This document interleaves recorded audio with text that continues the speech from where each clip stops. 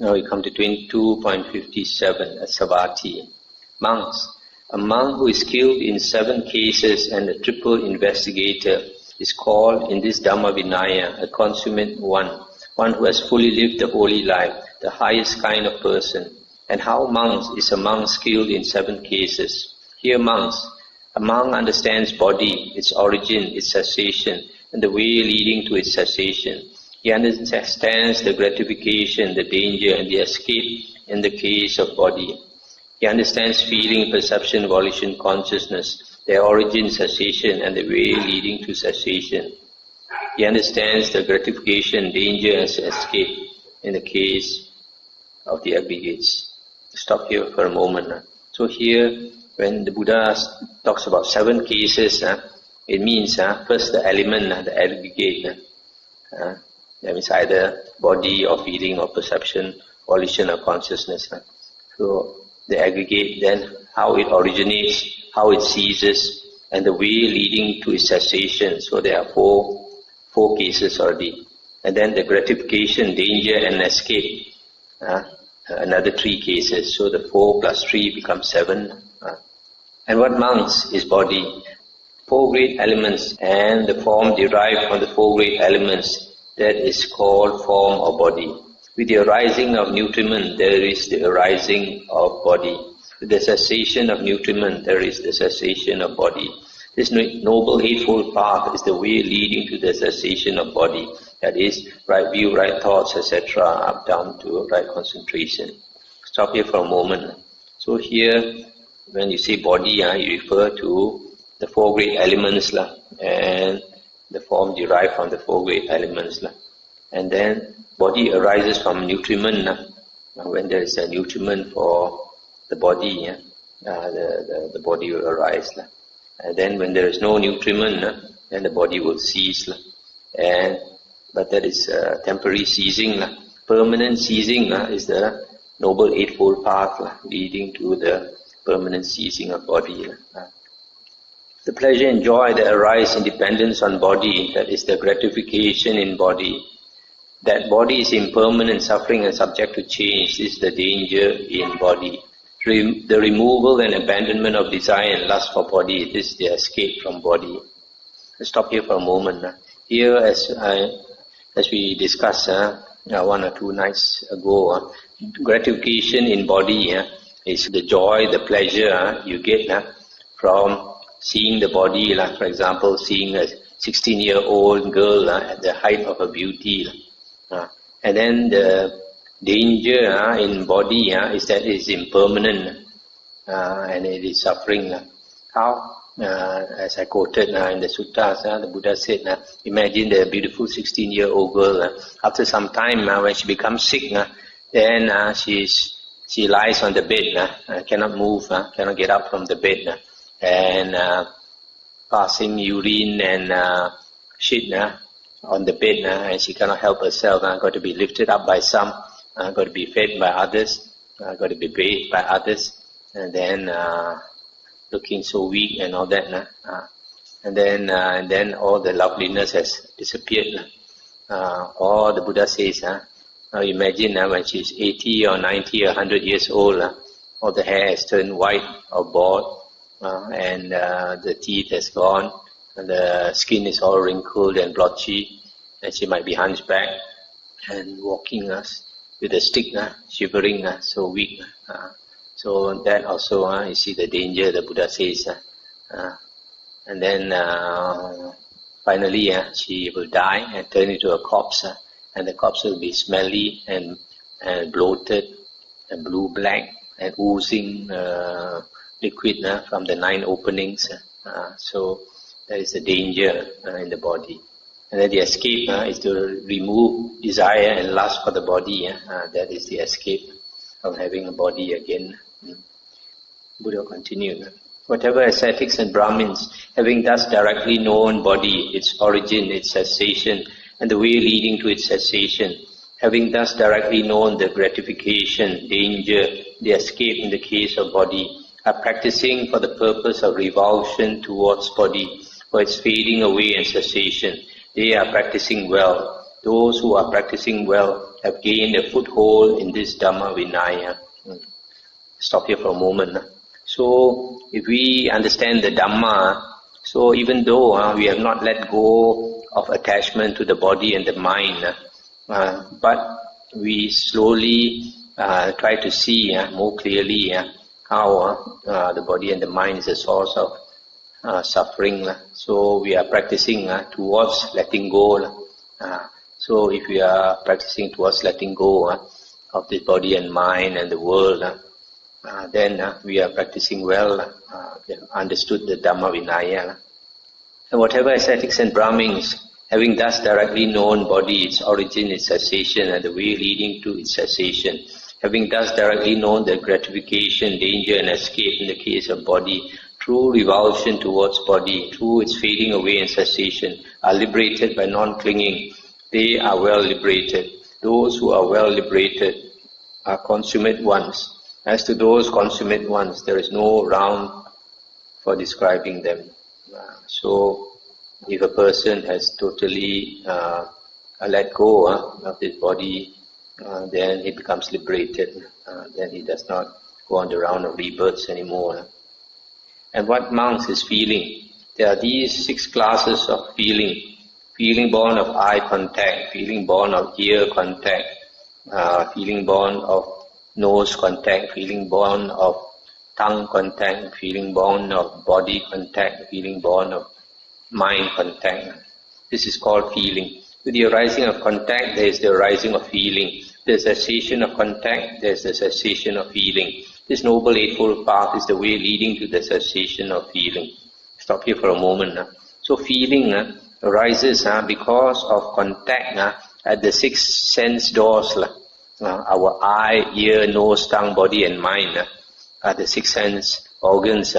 And when the object of these 6 sense bases come close by and then we sense them, there is contact. So with the contact, feeling arises. The pleasure and joy that arise in dependence on feeling, this is the gratification in feeling. That feeling is impermanent, suffering and subject to change. This is the danger in feeling. The removal and abandonment of desire and lust for feeling, this is the escape from feeling. Whatever ascetics and Brahmins, having thus directly known feeling, its origin, cessation, and the way leading to its cessation, having thus directly known the gratification, danger, and escape in the case of feeling, are practicing for the purpose of revulsion towards feeling, for its fading away and cessation. They are practicing well. Those who are practicing well have gained a foothold in this Dhamma Vinaya.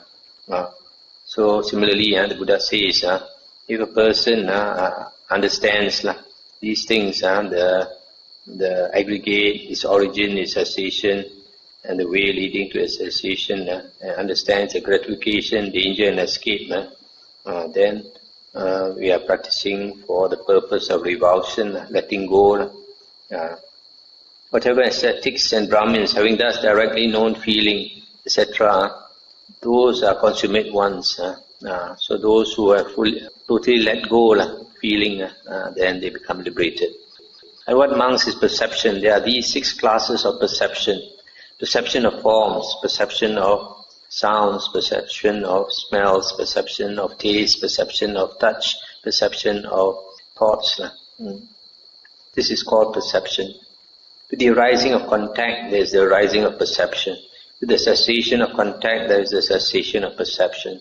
This Noble Eightfold Path is the way leading to the cessation of perception. Let's stop here for a moment. So just now we said with contact, feeling arises. After feeling, you have perception. That means you perceive, like for example, you see something, you perceive that it's yellow or blue or white, whatever. The pleasure and joy that arise in dependence on perception, that is the gratification in perception. That perception is impermanent, suffering and subject to change. This is the danger in perception.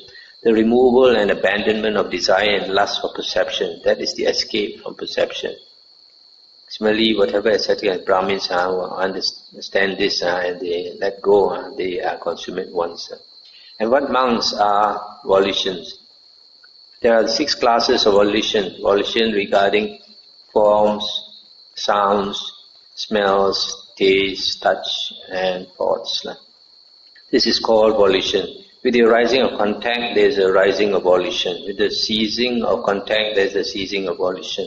The Noble Eightfold Path is the way leading to the cessation of volition. The pleasure and joy that arise in dependence on volition, this is the gratification in volition. That volition is impermanent, suffering and subject to change, is the danger in volition. The removal and abandonment of desire and lust for volition, that is the escape from volition. And what is consciousness? There are these 6 classes of consciousness: eye consciousness, ear consciousness, nose consciousness, tongue consciousness, body consciousness, mind consciousness. This is called consciousness. The arising of mentality and materiality, nama-rupa, there is the arising of consciousness. With the cessation of nama-rupa, there is the cessation of consciousness. This Noble Eightfold Path is the way leading to the cessation of consciousness. Stop here for a moment. Consciousness is said to arise because of nama-rupa, because as I mentioned before, consciousness and nama-rupa, consciousness, the Pali is vijnana. Nama-rupa, the translation is mentality, materiality, and you can consider that to be phenomena. What consciousness is conscious of. When consciousness arises, it must be conscious of something. That something is nama-rupa. So in English we call that phenomena. And these two, consciousness and mentality, materiality, they always rise together and cease together. They cannot exist one by itself. They must always exist together and cease together. They are a pair, Siamese twins joined to each other. The pleasure and joy that arise in dependence on consciousness, that is the gratification in consciousness. That consciousness is impermanent, suffering and subject to change. This is the danger in consciousness. The removal and abandonment of desire and lust for consciousness, that is the escape. Whatever ascetics and Brahmins, having thus directly known consciousness, its origin, cessation, way leading to its cessation, having thus directly known the gratification, danger and escape, the case of consciousness, are practicing for the purpose of revulsion towards consciousness, for its fading away and cessation. They are practicing well. Those who are practicing well have gained a foothold in this Dhammavinaya. Whatever ascetics and Brahmins, having thus directly known consciousness, its origin, cessation, and the way leading to its cessation, having thus directly known gratification, danger and escape in the case of consciousness, through revulsion towards consciousness, through its fading away and cessation, are liberated by non-clinging. They are well liberated. Those who are well liberated are consummate ones. As to those consummate ones, there is no ground for describing them. This in such a way that a monk is skilled in 7 cases. And how monks is a monk a triple investigator? Here monks, a monk investigates by way of the elements, by way of the sense basis, and by way of dependent origination. It is in such a way that a monk is a triple investigator. Monks, a monk who is skilled in these 7 cases and a triple investigator is called, in this Dhammavinaya, a consummate one who has fully lived the holy life, the highest kind of person. So here finally the Buddha says we should investigate by 3 ways. One is by way of the elements. The elements are the dhatus. We went through the Samyutta called the Dhatu Samyutta, I think it was chapter 14. And then the sense basis, we haven't come, that is chapter 35, Salayatana Samyutta. And then the third one is dependent origination. That one we went through already, chapter 12, Nidana Samyutta. So, although it does not mention, since he has already gone through just now, another way of investigating is the 5 aggregates. In fact, the 5 aggregates are the most important. And if we investigate the 5 aggregates, then we can become an Arya. So that's the end of the sutta. So here the Buddha is saying the 5 aggregates, we have to understand the aggregate itself, how it arises, how it ceases, and the way leading to its cessation. And also you have to understand the gratification, the satisfaction that comes from that aggregate, the danger in that aggregate, they escape from that aggregate. So these are the 7 cases.